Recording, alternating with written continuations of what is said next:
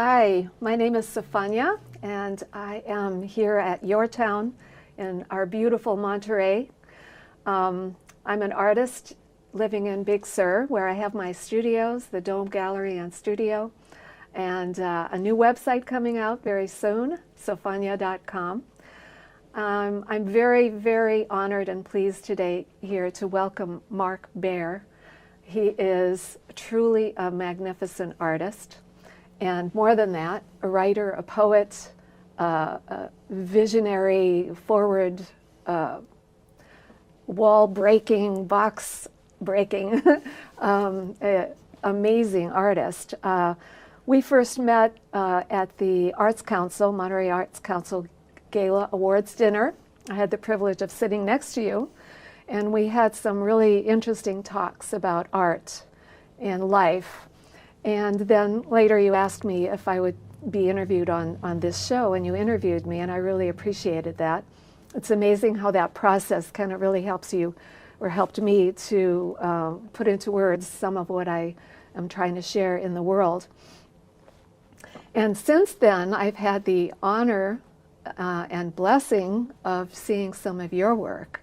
And honestly, it blew my mind. I haven't experienced, I can't say see, because it encompasses your senses, and it's so engaging. And I just saw snippets of it and experienced snippets of it, but I was so moved. At first I was overwhelmed, but then as I sunk into it, and you explained, but also, you know, the various multidimensional aspects of it were so engaging, and even in just a minute or two of it, you kind of or for me as the viewer and the experiencer, I captured a feeling and a message, and it was very, very profound and very engaging.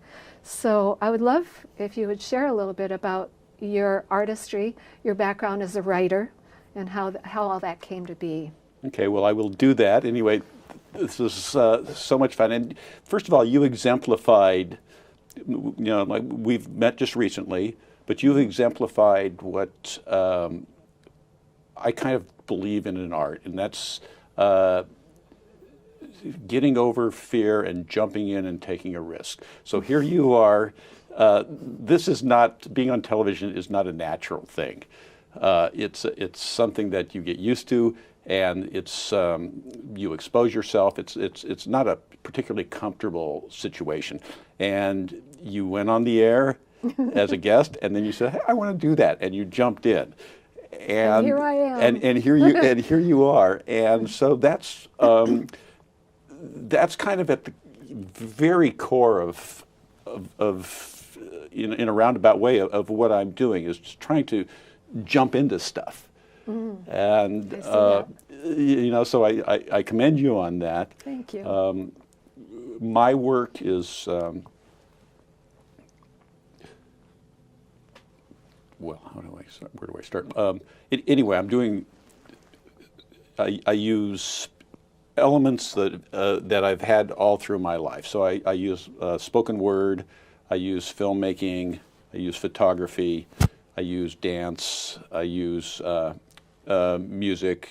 I've been working with the same musician for 30 years, I guess, doing original music for my work, and the beautiful thing about television is I can have something I work on right now, and it'll make sense. Yeah.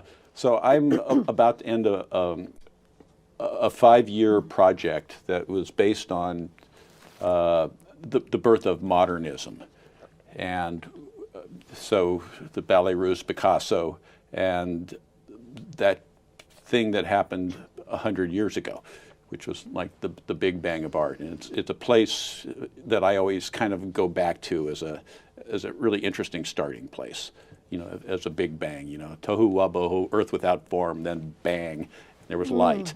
And, Wow. and that's what the artist faces when he faces the blank page or the blank canvas, or you know, whatever. It's the void before the thing. And that always the creative act fascinates me. So I was the director over at the Museum of Monterey, and about 5 years ago when I left that, I started painting the next day. Oh. And I have absolutely no facility for that.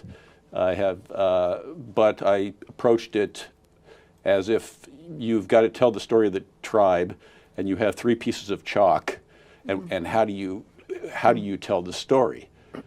And so I started in the studio, and immediately I kind of knew what to do instinctively, and I never have, and so I kind of just had this ecstatic experience over the last 5 years of working with paint. And as my background is in writing, which comes through the brain, it's very, you form a word first, and then you think it out, and there's thought, and it's very rational, well, as rational as I get anyway. But channeling through painting, because it comes through the hand, it's like such old magic, and you really you get much more unfiltered. You can't, you're not having thoughts. You're just acting, and you're responding, and you're responding to what happens before you, and it's like this magic where stuff happens, and then things appear, and you go, oh wow, look at that, and then this can appear, and something else happens, and this thing over here and this thing over here combines to make a third thing. And so you understand this very much because this is what you do as well. You know, that's what so much attracted to me to your work, the sense of first of all the sense of nature, the sense of the deep soul of things in nature, our ability to stand with bare feet on bare earth and feel that energy come up through the earth and what that gives us. And my thing is to dance in the dance of the great ones. So I want to know what it was, what was Picasso, what was that voltage running through this guy? What was happening with Nijinsky? What was going on with Stravinsky? What is it to write Rite of Spring and to conjure? Because again, they're all conjurers in terms of nothing exists, and then they're pulling something out of the zeitgeist and bam, putting it on a wall or putting it into sonic terms, and something out of nothing that captures deep human experience that comes up through the earth. And so that fascinates me. That's kind of at the core of what I do. Well, what you do is very, it really evokes something very both primal and sophisticated. And I know that you were a writer for a long time. Yes. And a poet. You studied, you worked with movies and such. And now you've come to, you're in traveling your journey, you are expressing yourself in a way that I don't think is very common, because you're engaging all the senses in your work. Well, when I walked in there, I felt like I could be surrounded and inundated with messages and forms and visual, and I'm amazed that you just started drawing the next day, and you say that you don't have facility for it, but I don't agree with that, because what you've accomplished is pretty magnificent. It's on a grand scale because of how engaging it is with not just the visual, but the sound, the message, and I know that this project you're working on, I think you said that it's 4 hours long, but yet you can be in the experience for 1, 2, 3, 4 minutes, and you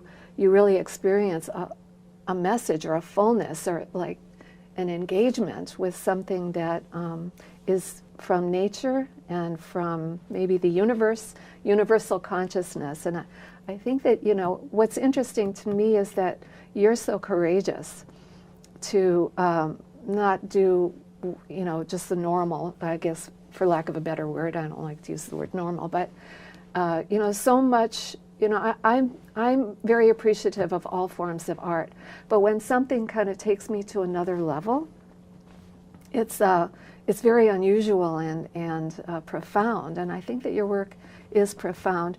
What would you say is your basic and essential message? Is there a particular thing that you want people to come away with in this project? Yeah, the future's not yet written.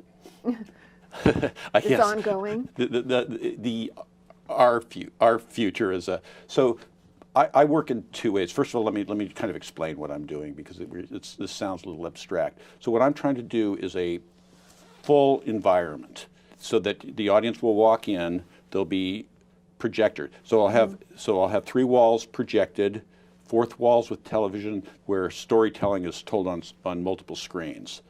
So there's 3 parts of this project. One is based on Rite of Spring, which is 7 screens. The other is Afternoon of the Faun, which is both the Ballet Russe, started at the turn of the century. And then the third piece, which is an original dance, which is called A Year of Painting, is called The Dance of the Little Bells. And so that's set in the future. So these works are, for me, a personal contemplation on what these amazing artists were doing and how far ahead it was and how important this art was, and just the romance of it, you know, part of it. But as I say, working with the museum, what I've learned is a couple things. On a basic level, a big show to, you know, and again, complexity and scale aren't the same thing. So I think my work's complex, but it's the scale, and again, because it's on thumb drives and big screens, I can scale it big, and scale can be overwhelming, and that's what I want to give people, an overwhelming environment. I'll have paintings on the floor, paintings on the walls, painting on the ceilings, so when an audience walks into this, they'll be walking into my world. And so this is, you know, 5 years of my world and my personal jumping into the magic. But on the other level, the sound goes off, I have the images and the environment, and it becomes an environment for the tribe. So I've always worked on 2 tracks. I've done community art and personal art. I like that balance, so I don't get, I don't want to become self-absorbed more than already this process leads to. And in the community part of it, so I can have dancing in front of this thing. I can have discussion. I can bring multidisciplines together. I can bring art and science together, art and diplomacy together. The creative process. So I'm really interested, as you are, one of the things I've come up with is imagination is a survival tool, and that's very true. So there is some practicality to how I approach this and how I see this, and it's also, just like you did, you jumped into this show. Well, part of being an artist, your work is not complete if you don't take it out and do that next step and have it performed. A piece of music doesn't exist until you put it in front of an audience. That's part of the artist's job, and it's not the most comfortable part of the job for many an artist. Right. It certainly is not the most comfortable job for me, but you have to puff yourself up. You have to articulate your vision. You have to go out and force yourself out there when nobody really wants you. I mean, nobody wants an artist. Well, I don't know about that. You know, putting yourself out for judgment and ridicule, and it is vulnerable. It's vulnerable, and not only that, but so how was it to be Stravinsky? How was it to be put out Rite of Spring, and knowing you had this new brilliant work, and you were reviled? So this is real courage. These guys, you know, we're just dancing in that shadow, but it's a wonderful myth to dance in. Yeah. And so, well, dancing in the shadow, but creating a whole new, you know, this is a new time. It's a new time. We have new technology. We have computers. we have so much technical things to play with to bring in all these elements. You know, so this is fresh. This is new in terms of this. The ability to do what I'm doing didn't really exist a few years ago. Yeah. You know, and you are taking all of that new technology and utilizing it in such a brilliant and inspirational way. I was touched by your writing. I felt, the way you write, so poetic and succinct, but it takes you on a journey. And I love that about what I experienced so far. Well, it was I want to say that this project, I painted it first before I wrote it. I didn't write a story and then paint a story. But it all works together. It's a very different way of working. It's like I didn't know what was happening. I had to show up in my studio and see who these characters were, and I'd work on sustainable materials. So I'd work on cardboard, I work on plastic, I'll work on vinyl. What's accessible to me is accessible to everybody. I don't have. First of all, if I wasn't, I wouldn't have the nerve. I wouldn't have the nerve to work on a $200 piece of canvas. Oh, that's a good point. And close my eyes and throw paint. I wouldn't have that nerve. So the democracy materials allows a lot of, sometimes not having a budget is real freedom. That's what made Louis Buñuel. I feel like some of my most creative work was done with house paint, because I felt I didn't have to worry about how much I was using. Right. You get the mist tints at the store, and I really appreciate also I think some artists more than others are, excited about putting their work out in the world, and or more, maybe some are shyer, more introverted, some are more extroverted. But I feel, especially right now, at this time in the world, there's a lot of fear and concern about the future. And to consider your work as a service, that it isn't just for you, it is to be shared, because if it can evoke inspiration, hope, understanding, then we have our gifts and talents, and we can use them for a purpose. Well, you have to respect your work as an artist. Thank you so much, Mark. It's so interesting to talk with you, and I'm looking forward to coming to your show. Well, thank you for the pleasure of giving me this opportunity, and welcome to YourTown. You're a great host. Thank you for that, too. And this has been a lot of fun. Thank you.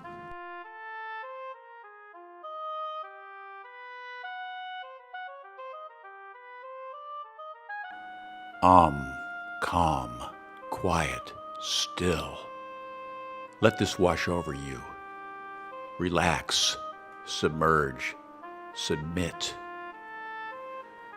In this story, there is no forward, there is no back. There is only round and round, circles within circles. This is a meditation on art and creative compulsion and euphoria and doubt. This is a story about a year of painting. Calm, deep breath,